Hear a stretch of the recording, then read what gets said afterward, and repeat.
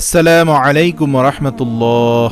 সুপথের দর্শক মণ্ডলী, আশা করি মহান আল্লাহ রব্বুল আলামিনের অশেষ মেহেরবানি ও দয়ায় আপনারা সবাই ভালো আছেন। প্রিয় দর্শক, লাইলাতুল কদর এবং রমজানের শেষ দশকে সর্বশ্রেষ্ঠ সালাত হতে পারে নফল সালাতগুলোর মধ্যে তওবার সালাত। আমরা অনেকেই জানি না যে এই সালাতটি জীবনে অন্তত একবার পড়ার মাধ্যমে আমার সারা জীবনের সকল গুনাহগাত আমি মাফ করিয়ে নিতে পারি। প্রিয় দর্শক, আজকের ভিডিওতে আমি আপনাদেরকে জানাবো যে তওবার নামাজ কিভাবে আদায় করতে হয় এবং তওবার নামাজ কি জন্য পড়তে হয়। বিস্তারিত জানতে ভিডিওটি শেষ পর্যন্ত অবশ্যই দেখুন। সর্বপ্রথম তওবার নামাজ সম্পর্কে সংক্ষিপ্তভাবে জেনে নেই। এই নামাজ পড়ার জন্য কোনো সময় নির্দিষ্ট নেই, তবে মনোযোগ বৃদ্ধির জন্য গভীর রাতে পড়াই উত্তম। যদি হঠাৎ করে কোনো গুনাহের কাজ করে বসেন অথবা অতীত জীবনের গুনাহ ক্ষমা করার জন্য এই নামাজ পড়তে হয়, তওবা এবং ইস্তেগফার আমাদের জন্য মেরাজ স্বরূপ। হযরত আদম আলাইহিস সালাম এর থেকে পাওয়া গিয়েছে আমাদের সব সময় তওবা করা উচিত।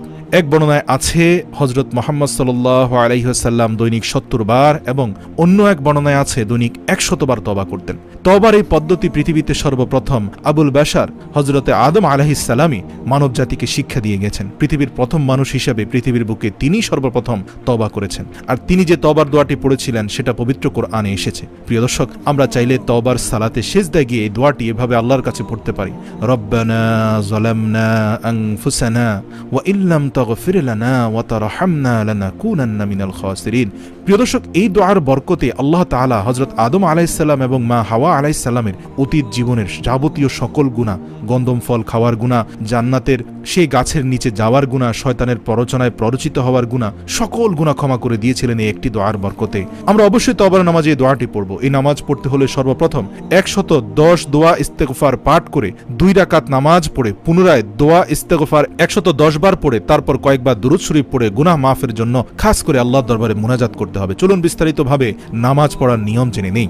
প্রথমে ইন্নী ওয়াজ্জাহতু ওয়াজহিয়া লিল্লাযী ফাতারাস সামাওয়াতি ওয়াল আরদ হানিফা ওয়া মা আনা মিনাল মুশরিকিন। এই দোয়াটি পড়ে আপনি শিরক থেকে মুক্ত হয়ে রব্বুল আলামিনের দরবারে মুতাওয়াজ্জিহ হবেন। তারপরে আপনি নামাজের নিয়ত করবেন, আপনি তওবার ২ রাকাত নফল নামাজ কিবলামুখী হয়ে আদায় করতে যাচ্ছেন আল্লাহু আকবার বলে।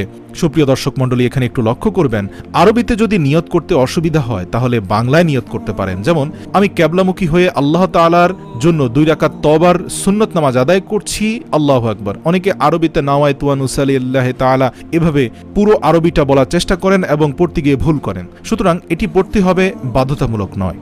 নিয়ত উচ্চস্বরে পড়ারও প্রয়োজন নেই, নিয়ত মনে মনে করলেই হবে। নিয়তটা হচ্ছে একেবারে আত্মিক বিষয়। আপনি মনে মনে ডিটারমাইন্ড যে আসলে আপনি এখন কি করতে যাচ্ছেন, ব্যাস আপনার নিয়ত হয়ে যাবে। আল্লাহ রাব্বুল আলামিন নিঃসন্দেহে আমাদের অন্তরের খবর জানেন। আপনি সারা জীবনের গুনাহ মাফ করার জন্য ২ রাকাত তওবার নামাজ পড়তে যাচ্ছেন। আপনার দিলের মধ্যে এই অনুভূতি জাগ্রত হলে নিয়তটা হয়ে যাবে। এই অন্তরে মনোবাসনা নিয়ে ব্যাস শুধু আল্লাহু আকবার বললেও বাড়তি করে আর কিছুই পড়ার দরকার নেই। তারপর নামাজের শুরুতে সানা পড়ে নিন, যেমন সুবহানাকা আল্লাহুম্মা বিহামদিকা ওয়া তাবারাকা ইসমুকা ওয়া তাআলা জাদ্দুকা ওয়া লা ইলাহা গায়রুক। তারপর বিসমিল্লাহ পড়ে সূরা ফাতিহা পড়বেন, তারপর যে কোনো একটা সূরা পড়বেন, তারপর রুকু সিজদা করবেন। প্রিয় দর্শক, কিরাত তেলাওয়াতের ক্ষেত্রে বিশেষ করে আমপাড়ার কিরাতগুলো তেলাওয়াত করতে পারেন, কারণ সেখানে কিয়ামত এবং হাসর সম্পর্কে অনেক বেশি আলোচনা হয়েছে। এখানে যে কোনো একটি সূরা পড়তে পারেন এবং অর্থসহ বুঝে বুঝে পড়বেন, চোখের পানি ছেড়ে দিবেন। দ্বিতীয় রাকাতে আবারও সূরা ফাতিহা এবং যে কোনো একটি সূরা পাঠ করে রুকু সিজদা করবেন, তারপর বসে আত্তাহিয়াতু পাঠ করবেন, তারপর সালাম ফিরিয়ে ১১০ বার ইস্তেগফার পড়বেন। সর্বশ্রেষ্ঠ ইস্তেগফার হচ্ছে আস্তাগফিরুল্লাহাল্লাযী লা ইলাহা ইল্লা হুয়াল হাইয়ুল কাইয়্যুম ওয়া আতুবু ইলাইহি লা হাওলা ওয়া লা কুওয়াতা ইল্লা বিল্লাহিল আলিয়্যিল আযীম। তারপর কয়েকবার দুরূদ শরীফ পড়ে আল্লাহ তাআলার নিকট ২ হাত তুলে ক্ষমা প্রার্থনা করুন।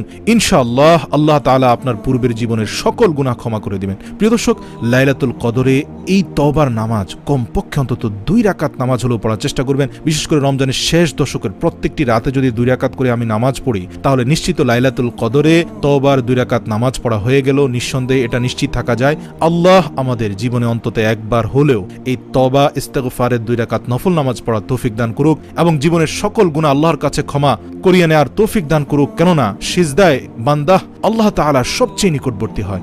যখন তওবার সালাতে আপনি সিজদায় গিয়ে আল্লাহর কাছে এই দোয়াটি পড়বেন, যে দোয়াটি হযরত আদম আলাইহিস সালাম পড়েছিলেন, রব্বানা যালামনা আনফুসানা ওয়া ইল্লাম তাগফির লানা ওয়া তারহামনা লানাকুনান্না মিনাল খাসিরিন। আর যদি 2 ফোঁটা চোখের পানি ছেড়ে দিতে পারেন, নিঃসন্দেহে পৃথিবীর 2 ফোঁটা পানি আল্লাহর কাছে সর্বশ্রেষ্ঠ।